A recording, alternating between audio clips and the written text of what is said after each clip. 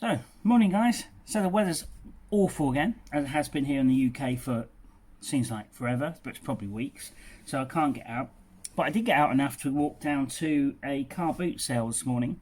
I think called Fleamarkets in the States. And I found for 50 pence, so about 70 US cents, I'm guessing about that, they sold Oilstone. So 50 pence. This isn't as bad as some I've seen.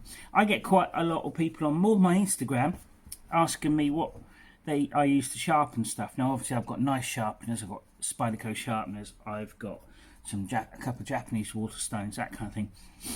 But for rough and ready sharpening, I still use with these when I can find them. I find the coarse side, I mean, it's optimistically labelled, there's two layers you can see. There's a demarcation line there. Coarse and fine they were usually sold as, but the truth is they're coarse, that side would be what I would call very coarse, and that side less coarse. I mean, this is not a fine side, but I find the coarse side, and followed by the not so coarse side, is good for things like axes and cutting micro bevels into axes after you've maybe file sharpened them. Also, these are brilliant for just like putting a working edge on things like machetes and kindling hatchets, things like that. So 50 pence. So when people ask me about sharpening, I say if you find one of these and it's pretty good condition for 50p or $1 or whatever, then they do make nice little sharpening stones. I mean, our grandfathers used them for years and they served them perfectly well. They do get two issues though. One of the main things, they get what's called loading, which I know if you, yeah, there you go, I'm pretty sure you can see that. Hang on.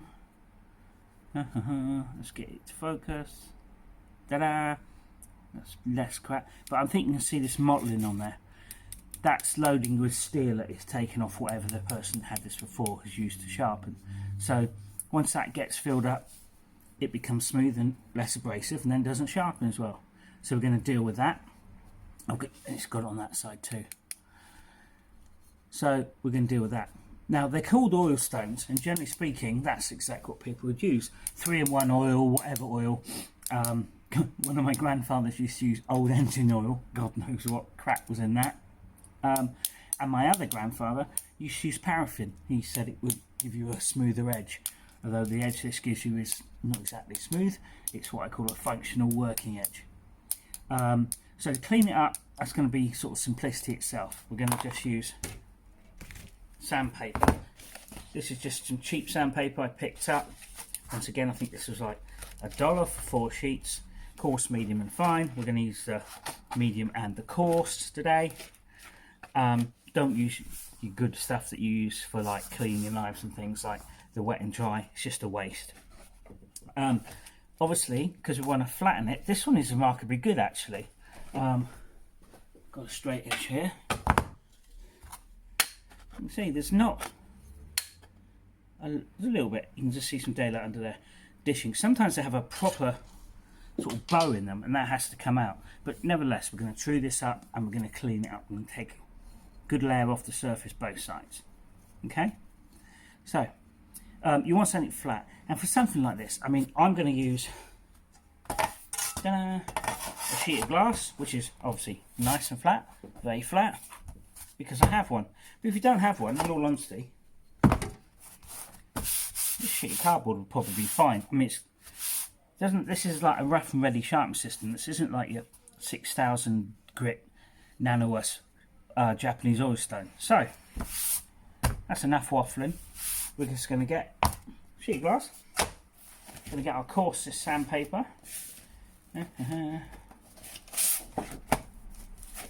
And on the coarse side, we are with figure eights.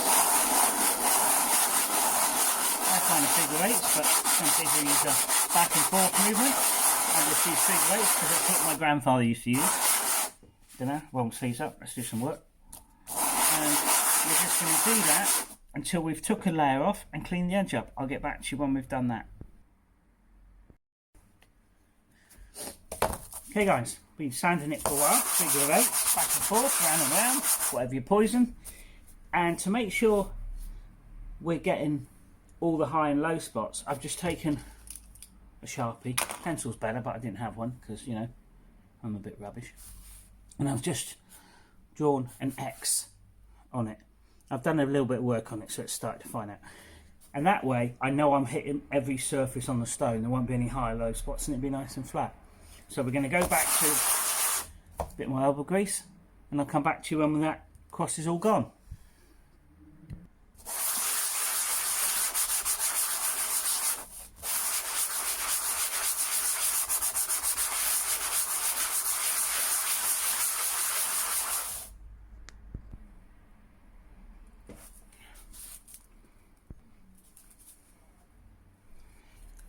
Okay guys, so we've done the coarse side, pretty good. I reckon I've took off about 2 mil, a mil, 2 mil. Changed out my paper a couple of times because the cheap stuff wears out, but still don't think it's worth using a good paper one. We literally go over to the fine side, the less coarse side, and just repeat the procedure.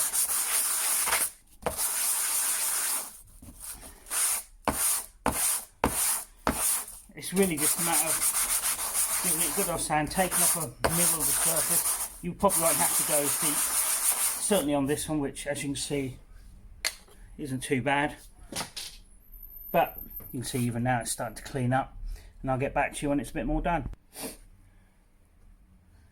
Wipe the cloth. Yeah, I think that's good. You don't have to be perfect, it's just an old Oilstone. What I'm going to do with this one, I think, is I'm probably just going to get a rag with some oil on, wrap it up, put it in a polythene bag, and I'll leave it at the camp in the woods I go to the most, and I'll just have a sharpening stone there for touching axes up and knives up for when I'm in the woods, and I won't have to worry about packing in anything, and it'll be fine for that. If I lose it or someone finds it, which I doubt where I go, but then it only cost me 50 pence or 70 cents. So I think what we'll do is we'll try it out. I'll use Swiss Army knife. That's the main kind of thing you'll be using, isn't it? I mean, you could use it on your nice EDC knives, but who'd do that, you know? But for rough and ready, get in there with a knife. Let's see. So the first thing we need to do is we need a blunt knife, and this is my knife, so it's not going to be blunt, but we're going to go and fix that. Wall, knife, knife, wall. So, okay. Trying a brick. A bit more because it was quite sharp. I find these Swiss Army knives taking humongous edge. I mean, you might have to do them a bit more, but they're easy to sharpen. You can see how hard I'm pushing that and it's not cutting me. Let's go back inside. Okay, we're back in the room. Knife blunted on wall, just to make sure. Just give it a couple of strokes on the end here. Could have just done that without going out, but the wall was more dramatic, right? That is pretty blunt. Yeah, that's pretty blunt. So we're going to use the less coarse side, the fine side, because even with it this blunt, this will be fine. We don't need to set that. I only use this side on machetes or axes occasionally. Right, so any oil, I'm going to use UB40. Yes, that's another joke about being over 40 and understanding music. But in the meantime, I'm just going to use this UB40, and you can use what you got. But this is what I got, so that's what we're going to use. Okay, now there are lots of ways you can do this. My granddad Kent, he was very, and he used to do 10, 10, 8, 8, and then 6, then 4, then 3, then 2, then 1, and then he would do 10 aside. 10 aside, like 1, 2, 3, 4, 5, 6, 7, 8, 9, 10. Okay, and I do that on my Japanese Waterstones, my expensive knives. But with this knife, I don't do that. I just get the oil, I fix my angle I want, This is a vape.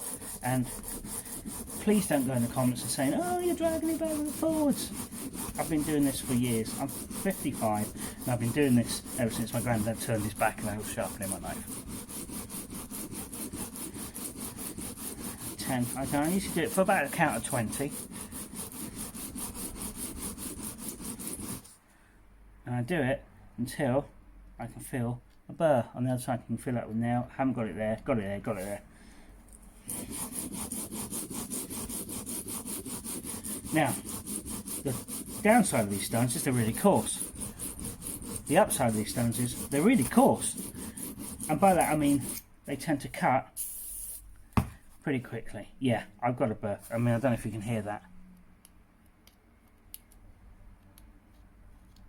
And I've got it whole length. So now I turn off over, because I know I've apexed that side. And I just do the same on the other side. Your fingers get rewardingly grimy doing this. It's like proper and you shouldn't have to do it quite as much this side, because you've already done it on the other side. Yeah, and my burr's already moved over to the other side. So now, yeah, I'm going to do a few gentle strokes either side into the knife, and then I'm going to do 5 each side away, almost like a stropping action, gently to break off some of that burr. Get clean with it there. And I reckon we're already there. This knife only needs one other thing. I mean, you could leave it there and it'll cut fine, but at the risk of my jeans falling down,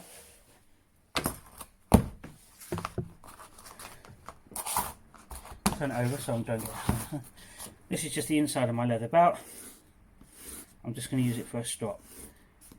Now obviously a proper dedicated strop, of which I have one with compound on, is going to be better, but we're not after that show stopping edge that you can put on Instagram, although I'm probably going to put this on Instagram. So let's see what we got.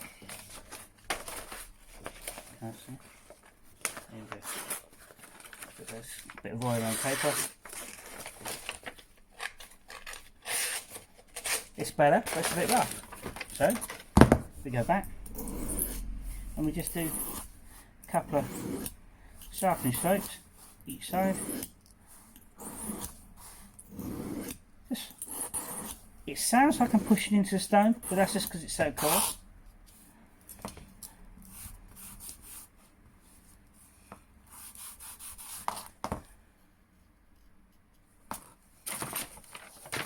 Let's try again. And there we are. How about that? It's a little bit, there's a snag there. That just needs a bit more of a strop, I think. Remember to do it backwards on the strop. If you do it the other way, you're going to cut your knife in half, your belt in half. I've done it. It's hilarious. Get a new piece of paper. I'll try again. There you go. Now, it's not that silky smooth Japanese Waterstone edge, but there's nothing wrong with that at all. Yeah.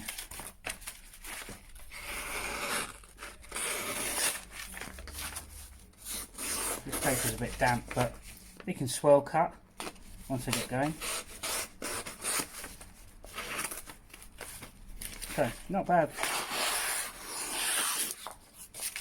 Sure, it's not the best edge in the world. Do a little bit more stropping, but we just did that with a 50p Oilstone, less than $1, and we've got ourselves a working edge again. Now I think I've got that bit there. There you go.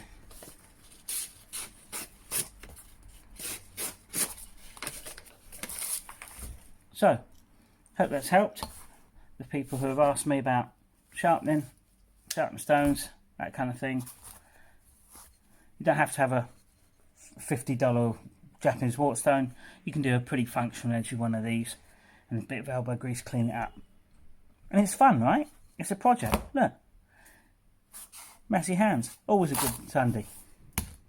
Hope this helped. Thanks, guys.